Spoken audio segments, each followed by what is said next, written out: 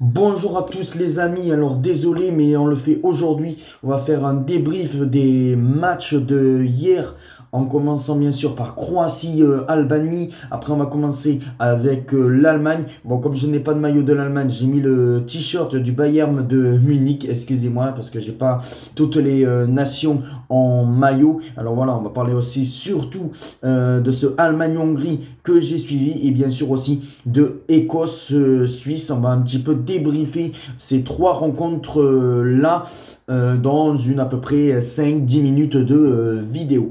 Alors on va commencer tout d'abord par la Croatie et l'Albanie. L'Albanie qui a encore marqué un but très vite au bout de 11 minutes de jeu. L'Albanie qui a mené à la mi-temps 1-0. Et puis après, en même pas 2-3 minutes, la Croatie a su rebondir et la Croatie a égalisé par Kramaric. J'ai pris un but contre son camp de l'Albanie. Et puis on se disait, ça y est, la Croatie va tenir son premier résultat. Et c'est dommage pour l'Albanie parce que l'Albanie perdrait un deuxième match 2-1 après le match perdu face à l'Italie.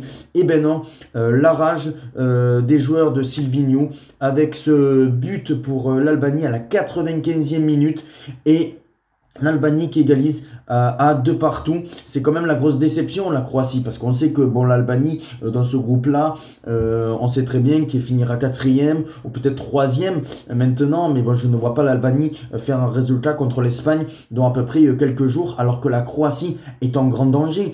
Vous vous rendez compte que la Croatie, quand même, finaliste de la Coupe du Monde en 2018, troisième lors de la Coupe du Monde en 2022, et ben l'euro, là, c'est une catastrophe. On sait que souvent, la Croatie, dans les euros, ne passait pas les poules. Les autres années, c'était une élimination en huitième de finale. Et cette année, mais qu'est-ce que c'est faible en défense, la Croatie. C'est une faiblesse en défense. Alors certes, ils ont un super bon milieu de terrain avec Luka Modric. Mais bon, Modric, il peut pas tout faire à 39 ans. Ils ont Kramaric. Mais Kramaric, c'est pas le Mandzukic de l'époque. Voilà, ils ont Perisic. Voilà, il y a la vieille génération qui commence un petit peu à tirer sur la corde et la jeune génération qui a un petit peu de mal côté croate. C'est pour ça que je suis assez déçu et je pense réellement que la Croatie ne sera pas un huitième de finale parce que je pense que ça va être très compliqué face à l'Italie. Je pense que la Croatie seront dans l'obligation de gagner contre l'Italie pour se qualifier et moi ça me paraît vraiment très très compliqué de voir la Croatie en huitième, surtout que s'ils avaient gagné 2-1 contre cette équipe d'Albanie, ils avaient potentiellement une chance de finir même deuxième par rapport à l'Italie. Et là, pour ma part, je pense que ça va être très compliqué pour l'Italie, pour la Croatie, je veux dire, d'aller chercher un résultat contre l'Italie. Et pour moi, c'est la grosse déception de cet euro. Pour le moment, la Croatie. Maintenant, on va passer bien sûr par l'Allemagne, qui a eu des difficultés un petit peu face à la Hongrie. La Hongrie qui a mieux joué que l'Écosse, on peut le dire. Mais voilà, l'Allemagne qui a quand même marqué deux buts. Un magnifique but dont le meilleur buteur actuellement de l'Euro qui est Moussiala avec deux buts qui a foutu une mine, qui a marqué un beau but. Et puis après, un super beau but collectif sur une passe de Toni Kroos pour l'arrière gauche. Désolé, mais je ne le prononcerai pas parce que je ne sais pas trop son nom. Et puis après, un but de Gundogan qui était là. Magnifique. 2-0. Mais on a vu que l'Allemagne avait un peu plus galéré. Parce que certes, ils ont gagné 2-0, mais ce n'était pas le même match que face à l'Écosse où ils ont déroulé. On sent que l'Allemagne, voilà, j'ai hâte de voir le match contre la Suisse pour voir s'ils ne vont pas encore galérer. Parce qu'on voit que l'Allemagne, face à la Hongrie, ils ont eu un petit peu de mal. Mais bon, voilà, pour moi, quand même, l'Allemagne, c'est très fort. Et je pense que l'Allemagne ira quand même très, très loin dans cette euro, selon moi. Et c'est pour ça que, pour ma part, voilà, c'est dommage pour la Hongrie. La Hongrie qui a 0 point dans ce groupe.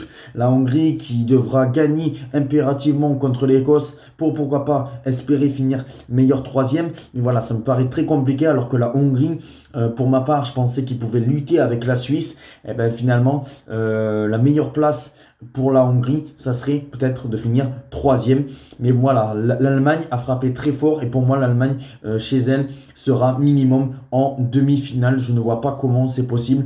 Je pense que l'Allemagne, c'est quand même assez fort. Après, je peux peut-être me tromper, mais voilà, le jeu collectif, Toni Kroos, Gundogan, la vieille génération avec la jeune génération est quand même très bonne. Par contre, il y en a un, je suis désolé, mais Nagelsmann, il ne faut plus que tu le mettes, même remplaçant, il ne faut plus que tu le fasses jouer.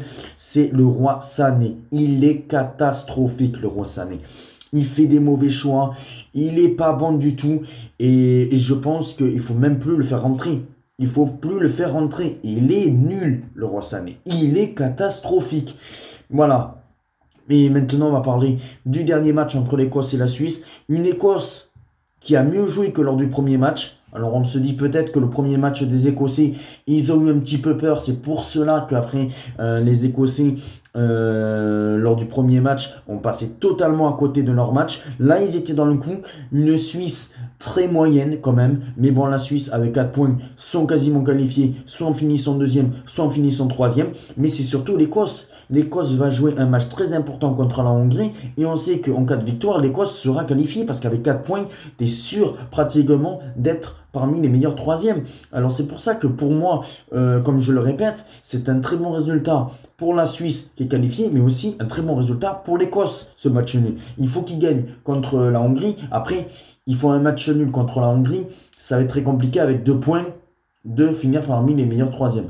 Mais après, tu gagnes, tu as 4 points, tu es qualifié. Par contre, si la Hongrie gagne, eh bien la Hongrie, même en gagnant, ça me paraît compliqué qu'ils se qualifient. Voilà les petits débriefs que je voulais faire. On se retrouve très vite normalement pour d'autres vidéos. Comme je le répète, vous pouvez voir, il y aura ma vidéo aussi pour l'équipe de France contre les Pays-Bas, mon pronostic et les pronostics. On est toujours là à l'Euro. Les débriefs, soit juste après le match ou soit le lendemain matin. Ciao les amis!